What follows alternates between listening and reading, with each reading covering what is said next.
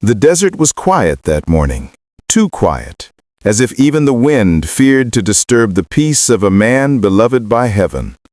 The light of dawn spilled gently across the hills of Edessa, turning the fields of barley into a golden sea.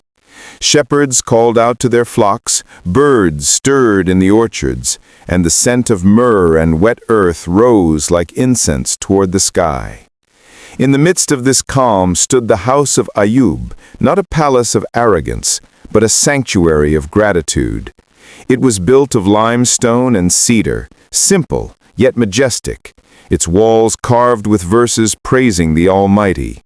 Around it stretched gardens that seemed to defy the desert itself, vineyards heavy with fruit, olive groves that whispered in the wind, and fountains that mirrored the sky. Travelers who came from distant lands would stop in awe, not merely at its beauty, but at the spirit that seemed to live within it.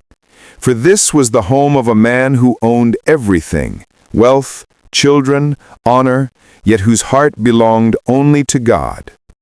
Ayyub was descended from Ishaq, Isaac, the son of Ibrahim, peace be upon them.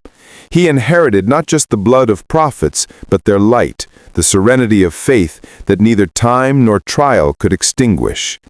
He was tall and noble in bearing, his eyes calm and steady like a well of clear water. When he spoke, even the proud listened. When he prayed, the angels bowed closer. He ruled over vast lands between Syria and Arabia, where caravans passed daily, carrying spices, pearls, and fine cloth. His wealth was known across the region. Thousands of sheep and camels grazed under his care. Servants tended his fields, and his household rang with laughter. Yet never once did his heart swell with pride.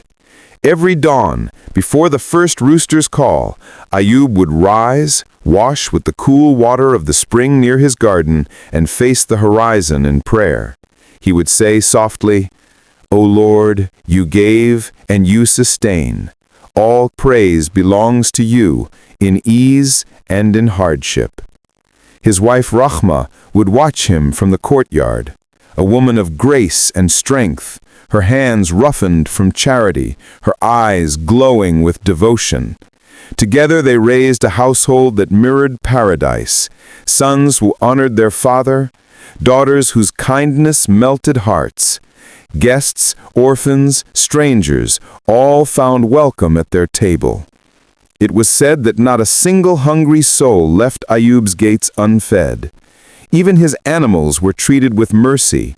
Once a shepherd asked him, "My lord, why do you waste grain on feeding the birds?"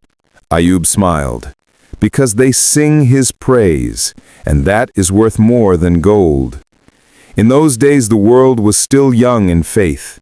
The followers of earlier prophets had scattered into tribes, some faithful, some lost to idols. Yet wherever corruption spread, Ayyub's presence shone like a beacon. People would travel weeks just to hear him speak of patience, mercy, and the oneness of God. He would tell them, "Gratitude is not found in what you have, but in how you remember who gave it." And so the heavens recorded his devotion. Even the angels spoke of him, of his unwavering piety, his generosity that knew no limit, his prayer that never ceased.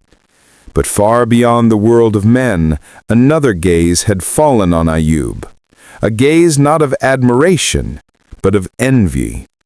In the unseen realm, beyond the veil of stars, a conversation began. The angels gathered before the throne, recounting the deeds of the righteous, and among them, one voice, ancient, bitter, whispered, "Ayyub worships because you have blessed him. Strip him of his blessings, and you will see what remains."